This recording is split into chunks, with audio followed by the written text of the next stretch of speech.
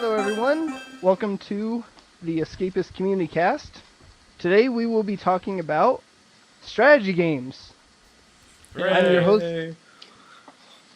I'll be your host for the evening. My name is Jesse, known on the forums as Y Kumra. With me, we have Fappy. Hello. We also have Toda Truth. Hey. And also joining us is Dark Knifer. Hello. All right. So this will be about an hour or so of just general discussion of strategy games, what we play, what we have played, what we like, what we don't like. Just to begin, we'll kind of go with a rundown of the whole genre of strategy games because it's a very wide Very definition broad, here.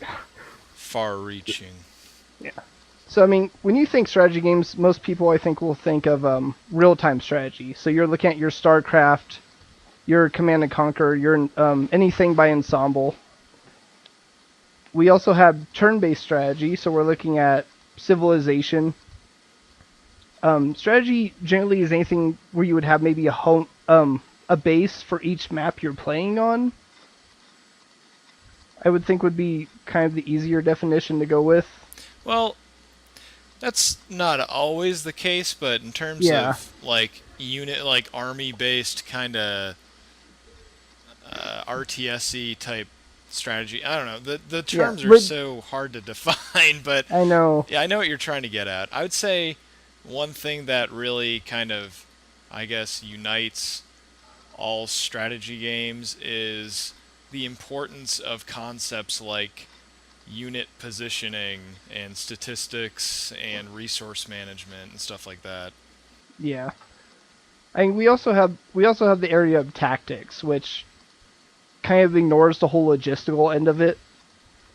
So you have like XCOM would be considered a turn-based tactical game. Yeah. Or if you've ever played Close Combat on the PC, that's kind of real-time tactics, where you don't have logistics, you don't have those resources coming in and out. It's units on the board versus strategy, which is you're creating units, you're gathering resources. Yeah. I actually just I just beat Fire Emblem Awakening, the new one for the 3DS, and my first foray into tactical RPGs, if we want to be really specific, which would include like XCOM, would be the newest XCOM, and I thought that game was awesome. And I had never played any of the Fire Emblem games because Nintendo's an asshole, and you know a lot of the early ones never made it over here, and it was fucking awesome. So if you have a 3DS, you should buy it. Just saying. But yeah, it's very different from XCOM, but they're the same genre, so it's hard to, I don't know. Have you guys played either of those two games? I've played the new XCOM. Yeah, so have I. It was very, I very played- fun. I played the Go ahead. demo for the new XCOM, but I haven't gotten the actual game yet. You should totally get it. It's a lot of fun.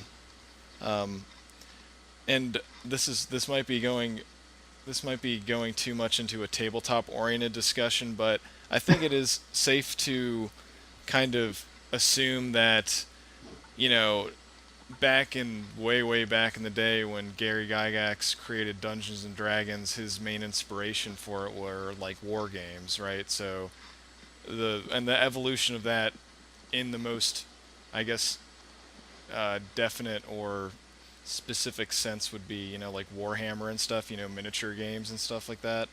I think a lot of those, like that, the concept of war games that eventually became Dungeons and Dragons and Warhammer and all that crap, are what led to so many of the specific, like the nuances and stuff that you'll see in RTSs and tactical RPGs. And I mean, XCOM, when I played XCOM, I felt like I was playing D&D with guns.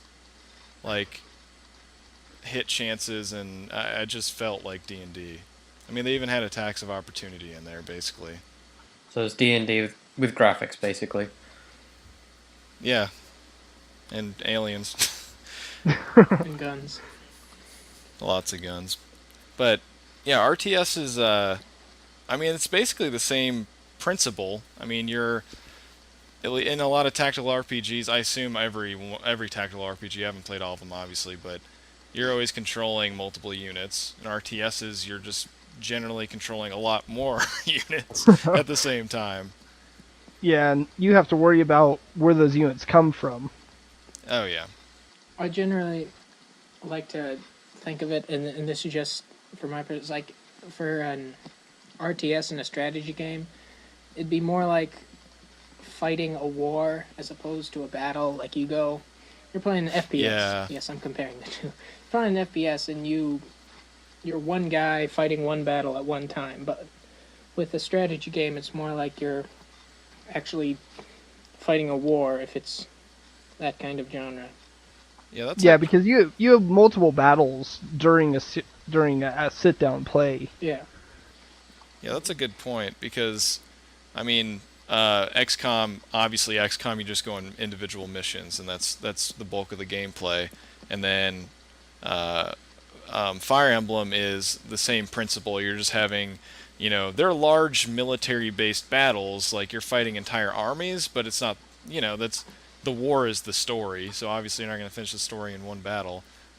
Whereas in RTSs, with the exception of a lot of the campaigns, which I don't like RTS campaigns, I never have, but they feel like an entire, like in Age of Empires, which is the one I've played the most, Age of Empires 2, you Yes. can start in the Dark Ages.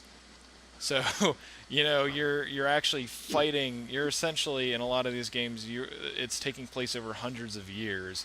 So sometimes it's not even a case of an individual war with multiple battles, but it's multiple wars over the course of, a history. Yeah. Have you ever played Empire Earth?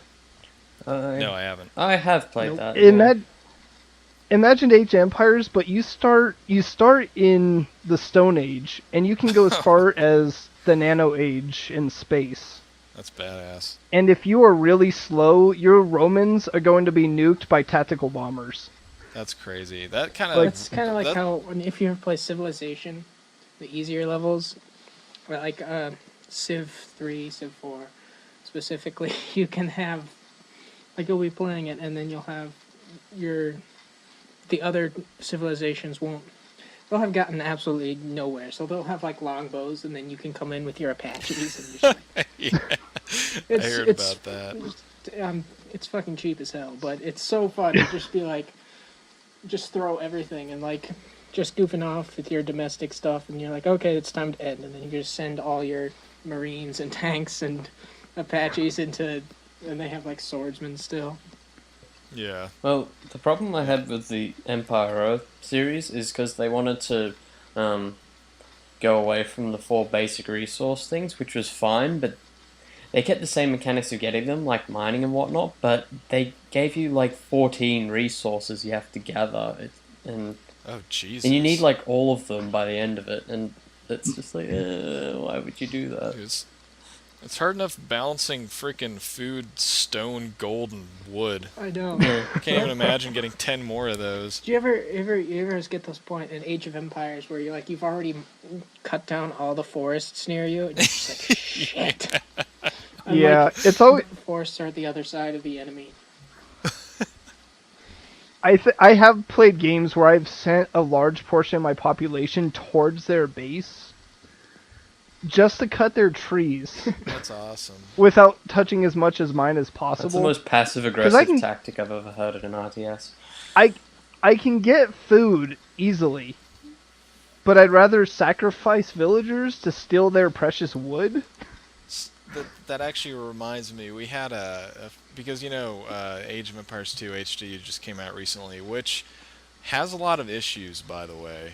We'll Aw. talk about that later. But it was me and 2 friends were fighting 4 AI. It was like teams, and we did one map. I think it was Highlands or something, but it had this river in the middle of the map that separated our landmass from theirs. And it had like 3 land bridges. So we did the most obvious thing, and we built walls on the land bridges and basically just turtled the shit out of the first like half of the game, where like they would just send tons of guys at our walls, and we had like castles just all set up along the walls with like towers and everything, just murdering all the guys they were sending. But the best part about it was early in the game, for some reason, one of the enemies sent like half of their villagers onto our side to like make like a base and start gathering resources. And we just built a wall on the land bridge and locked the gate. And it was like north and or west and east Berlin or something like that. Like we separated families and stuff. It was it was depressing. Like they had a bunch of villagers up against the gates trying to get to the other side, and we just sending guys to mow them down. Oh. What Did they? Did that? Sorry. No, you can go. I was just gonna ask. Did any of you play as the Britons during that game? No, we did random, so Okay. we ended up we won still by a landslide, but we ended up getting totally fucked by the random because I got the Saracens, which the last 2 times I randomed I got them for some reason. So I'm apparently a pro at camel-mounted guys, The main and is that what that's yeah, called? the guys who like chuck Mamelukes? scimitars. Yeah. I don't know how That to just pronounce those their names. units seem so unfeasible to me. Trying to throw a scimitar from a camel. It's like a gauntlet character or something, just constantly throwing melee weapons. But anyway, we had my 2 friends were the Aztecs, and what was the other one? The other South American one? Oh, the Mayans. Mayans. Yeah. Was that the Uh, Conquerors expansion? Because you were playing the Yeah. HD release. yeah, the HD remake has conquerors in it. Okay. So I remember starting off that game thinking I'm gonna play the Teutons. I can't pronounce it. well, they had awesome knights. I love them. Tectonic Like knights. they're heavy defense, so they had good castles. They had strong knights. But when I play against other people, it was 99% of the other players playing as only paladins and trebuchets. Yeah, Like, it's not a bad defense strategy, did not honestly. matter in that When game. when I was little, I would because like most of the time I played RTS because until just recently I got a good PC to play them again. So I was a lot younger when I played most of these games. I would usually just make like one type of unit just because I It's had easier no to concept of control. strategy. Just like I'm gonna spam longbow archers or I'm gonna spam trebuchets. So one time I just had like this. What's the largest side? I don't know. At least something like 30 trebuchets. All just I just my set them all up, God. and they just destroying all the buildings. That's awesome.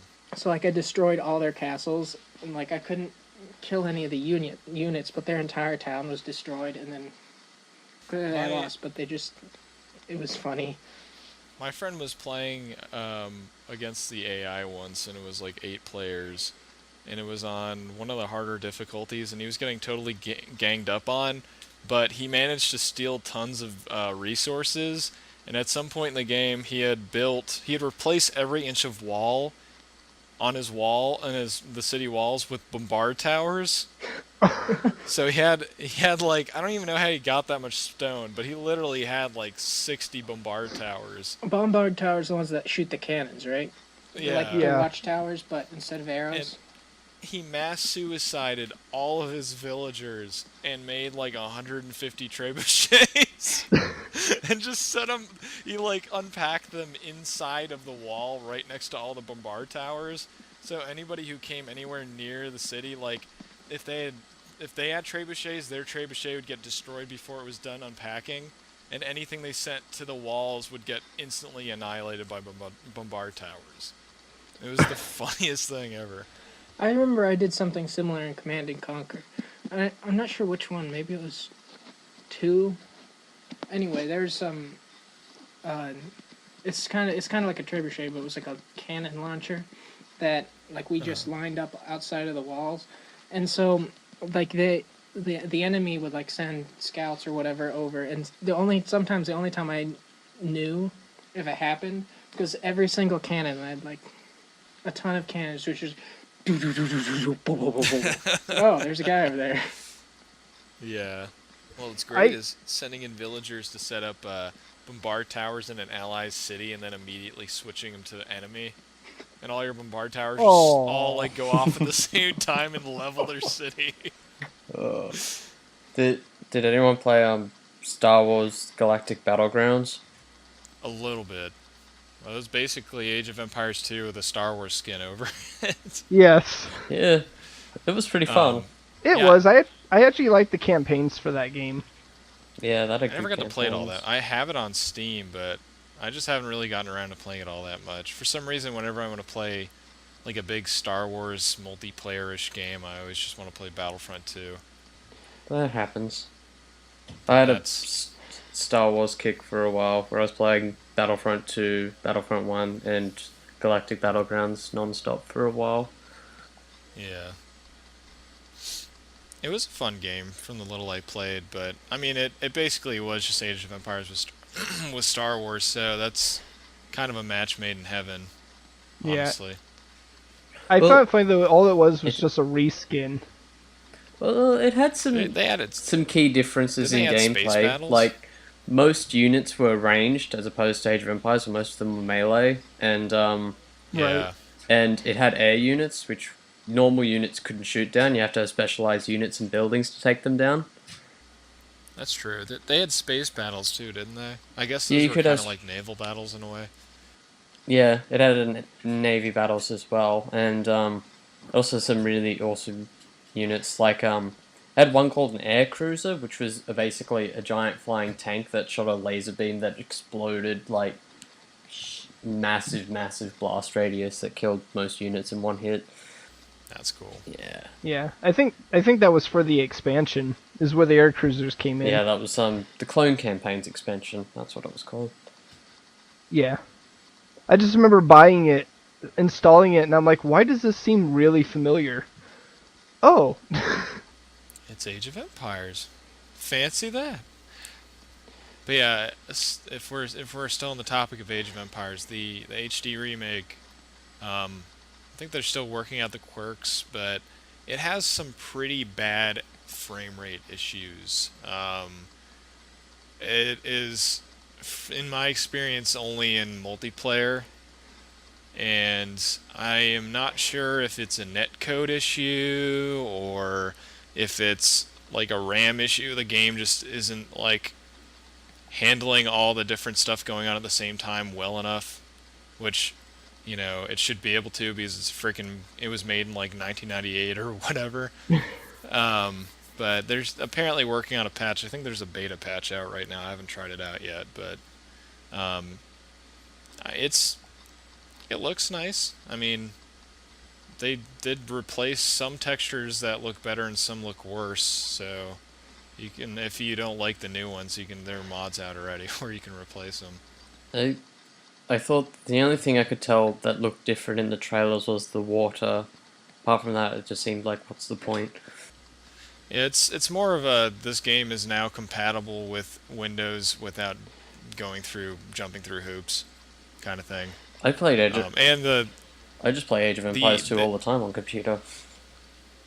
Yeah, it has a integrated Steam multiplayer now and stuff like that, so it's much easier to actually use multiplayer than it was back when, none of the servers worked anymore and you had to use like third-party stuff.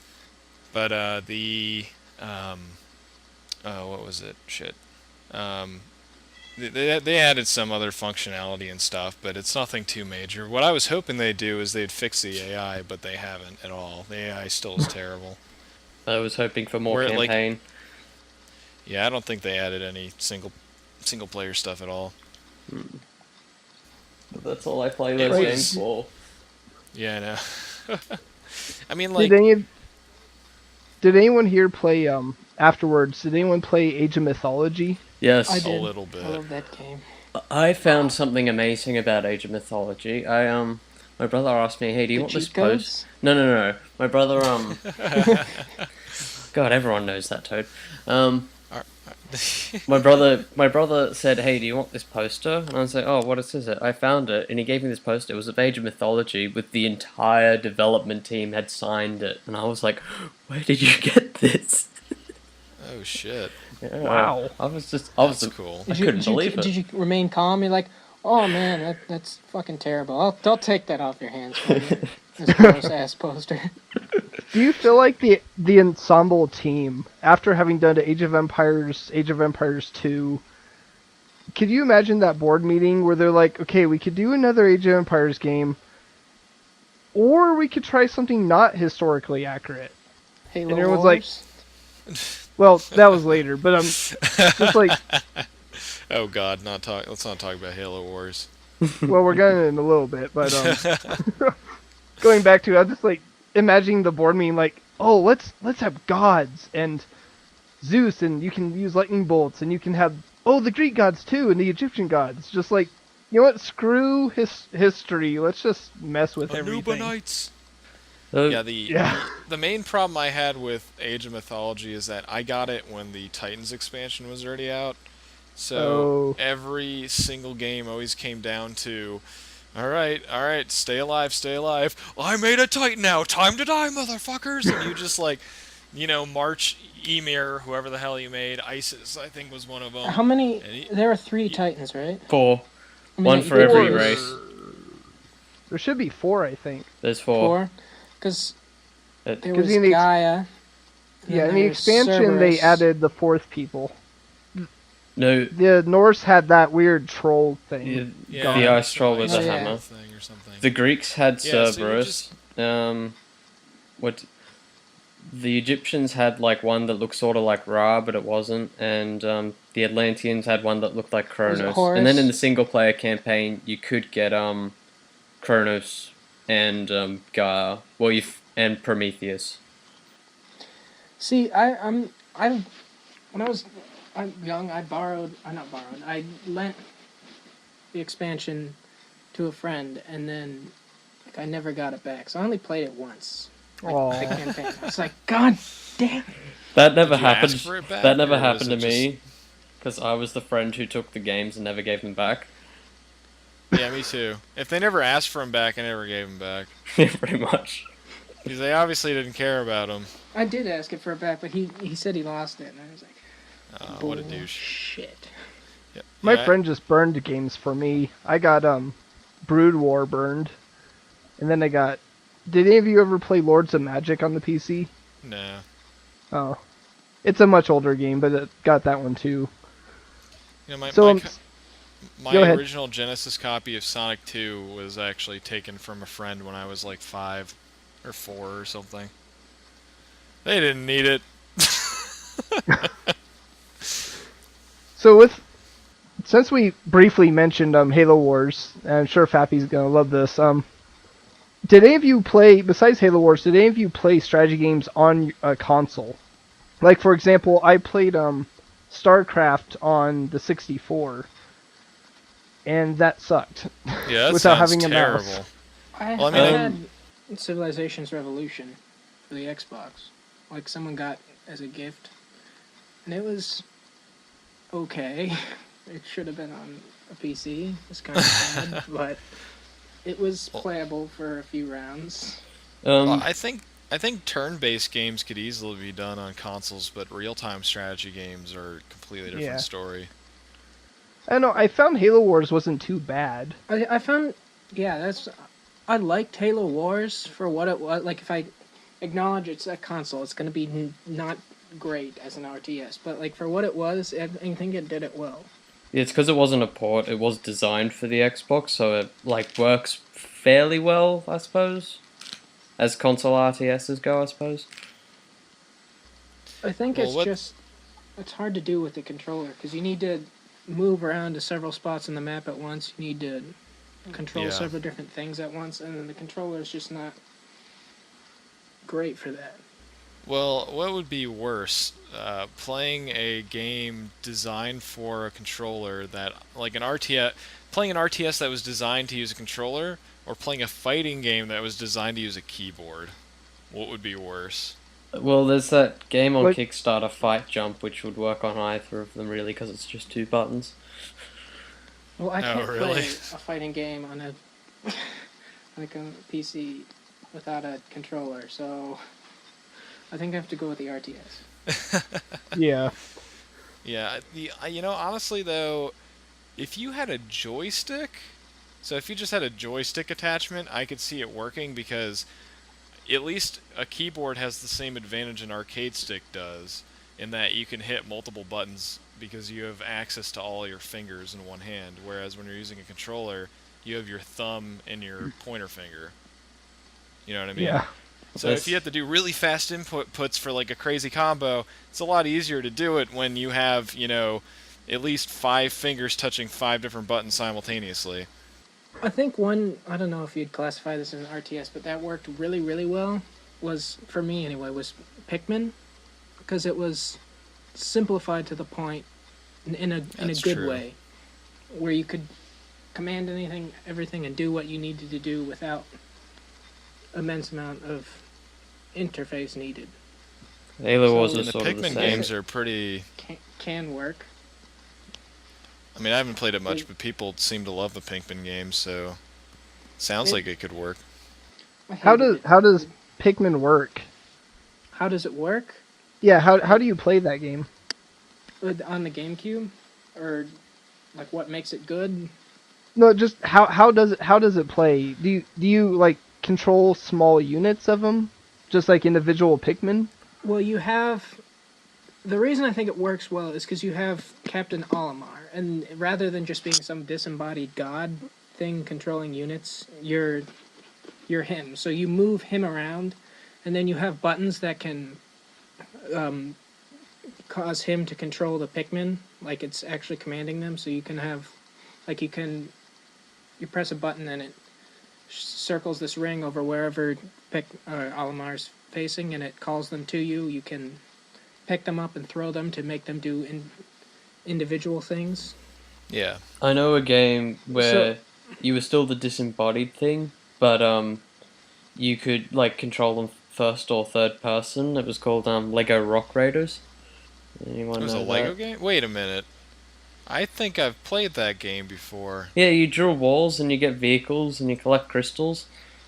I just remembered thinking that game was nowhere near as good as Lego Island. I played that as well. I love that game. Rock Raiders is really good though. we I could still have really we could like have it. a whole CommuniCast episode about Lego games. Yeah.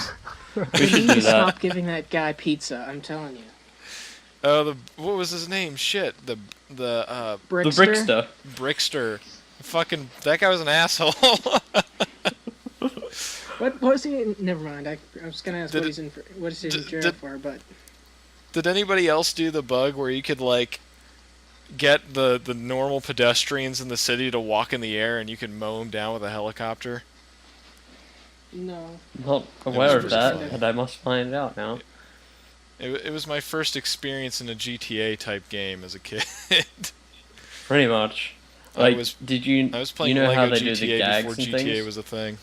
Like you The gotta, what? you know how they do random gags when you walk to a random place and they do that. There was one Yeah. where there's like 5 dudes. They do like a conga line thing, and as soon as you finish, you can just run them all over. Yeah, I just remember explode. that. That was awesome. All right.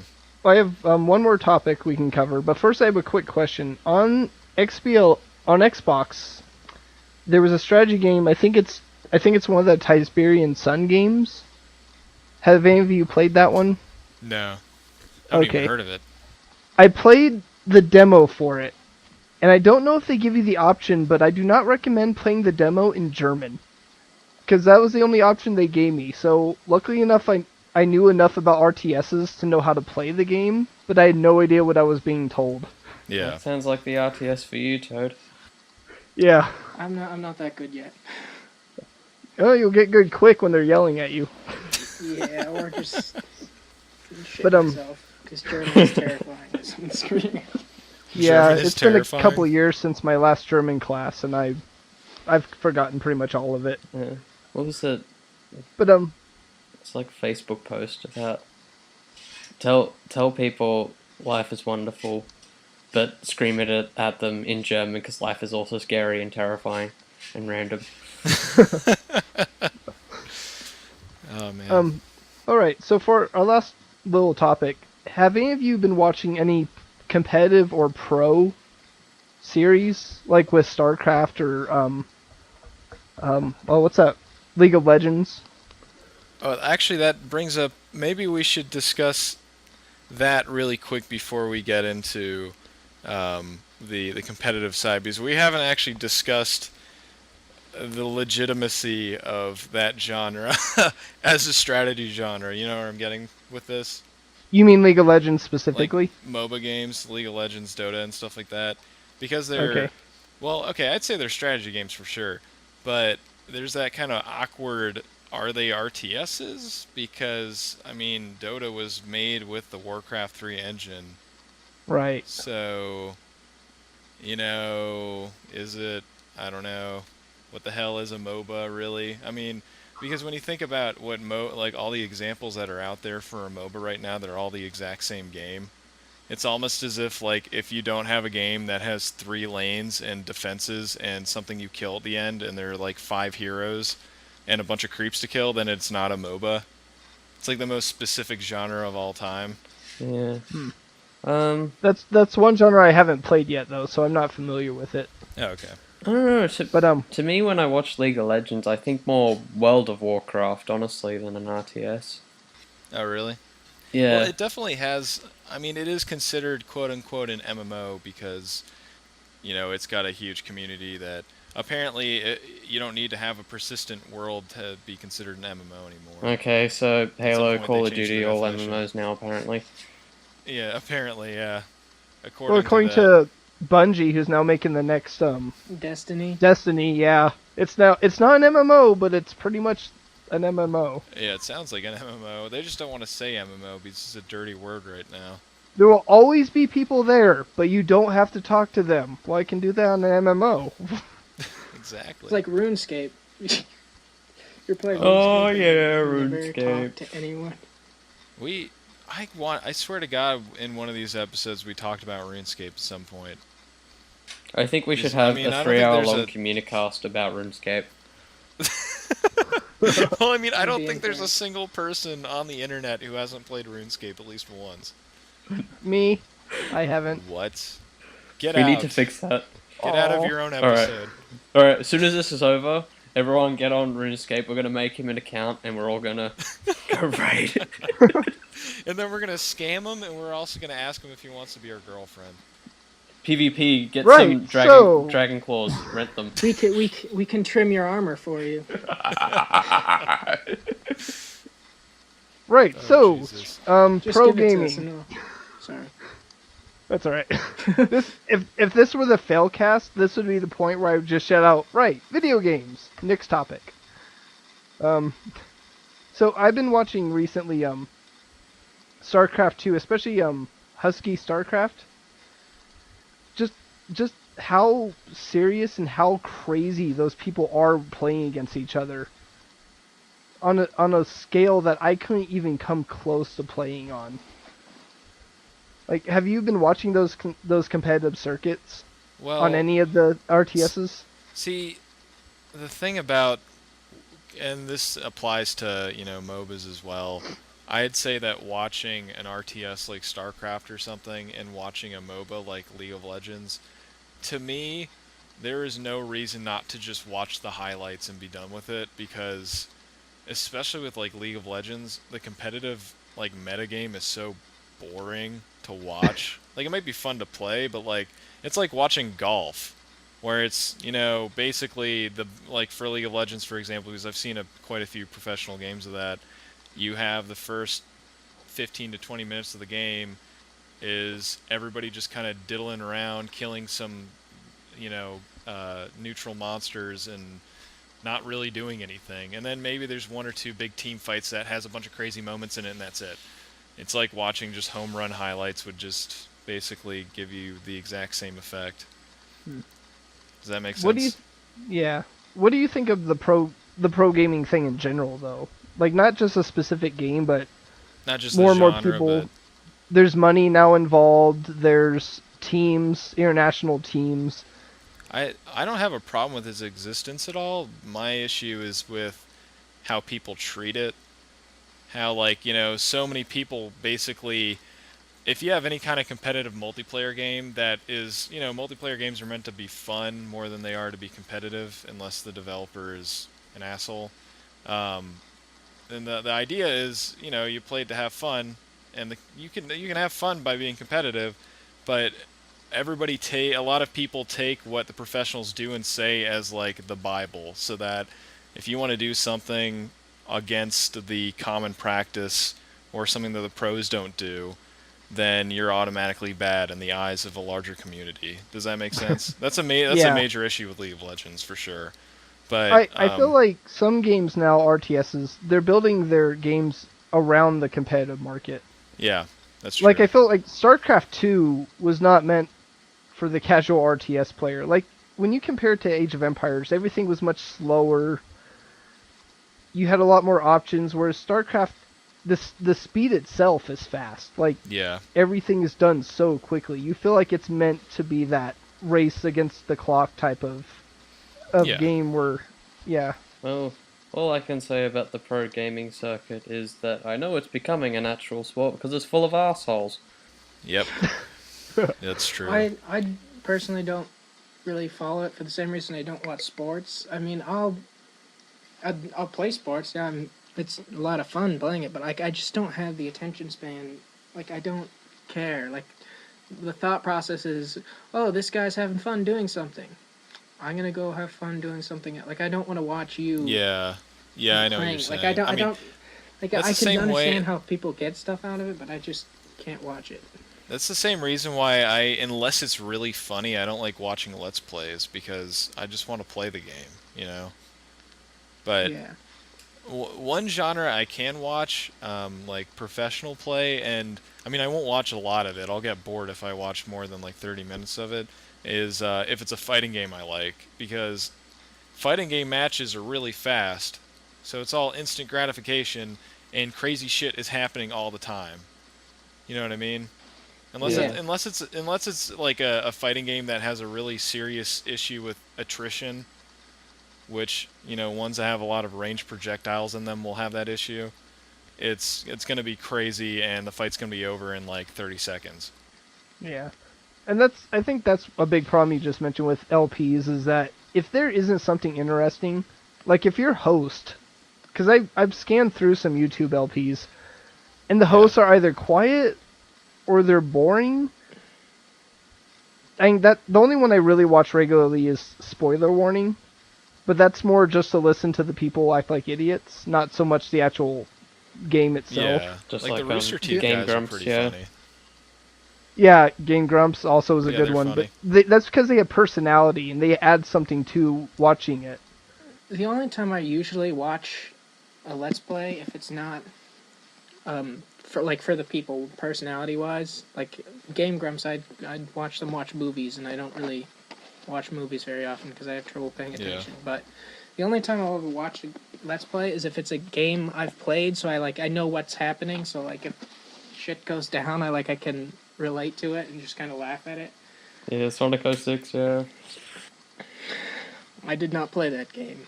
Oh, I feel sorry that you did. I finished You it. played it all the way through, right? Yeah, I finished it. This man right there is a god. You beat that game. But All right. yeah, that Well, was I my think- that was my thoughts on that anyway. The closest thing I watch to like pro gaming is just speed runs of single player games. Oh, have you ever seen the 4-minute Morrowind speedrun? Yes, that one's amazing. That one's so funny. The best part is I know exactly I know 90% of what's happening. Yeah, I've watched But a few of it's them. happening so I fast, it's understand hard to it now. tell. Yeah. Have you seen there was one I saw, it wasn't tool assisted. They did what? Ocarina of Time. There was an Ocarina of Time one they did in like 19 minutes without tool assist. How is that even remotely possible? What they did, they Is did it with the basically door glitch? yeah, Is it they with the door glitch at the beginning? yeah, they get to the end of the first dungeon basically, and instead of going through the blue portal thing, they lay some beetles like in front of the door that you came in from. They open that door, and that's how it glitches the game. It tries to find a cutscene, and the cutscene it always finds is the one just after you beat Ganondorf. What So the you hell? skip everything in between the first dungeon and beating Ganondorf. That reminds me of the Oblivion speedrun bug that everybody used, where You would okay, so this is gonna take a little bit of explanation. So paintbrushes in Oblivion don't respond to the physics engine. I know So this one. you could drop paintbrushes in thin air and stand on them. So the way to beat Oblivion in like 5 minutes or whatever is be really pro at dropping paintbrushes in a ladder-like formation, so you can jump from paintbrush to paintbrush and keep going up. And you need to climb these floating paintbrushes up to the top of the Temple of the One that blows up at the end of the main quest in Oblivion. And because you're not supposed to go up there, the ceiling doesn't respond to the physics engine either. So you just jump through the roof of the building, fall through the building, and there's this door, there's this like bit of a door in the ground that's like all glitched out. And if you click on it, that's the door that replaces the normal door for the building when the end of the main quest is happening. So you go through this cutscene door, and it sends you straight to the Imperial City getting attacked by Dagon, and then you just go back through the door, and it does the last cutscene in the main quest. There was one. So yeah. There's one for Morrowind. It wasn't even glitches. They just you put all these points in speed or something, and then bought. I think it was some kind of potion that let you fly for a bit, and he basically flew around until he Oh, got yeah, to the very last dungeon and won. You use the it's the guy who falls out of the sky. You go over to him like where his body lands because he's right outside the first town, and you grab the scrolls of Arcarian flight, and you use them to jump to the center of Red Mountain. I don't know how they figured out how like where exactly to look up in the sky so they would land exactly where they needed to go. But yeah, that's basically what you do. And then you have to be using some kind of build that can kill the last boss at level 1. All right. They use, Well, there's some glitch or something. we'll go ahead and call it here for this current cast. All right. But I'd like to thank all the listeners for, listening to our little podcast here. If you guys want to say goodbye. We forgot about Dawn I'm of so War. sorry.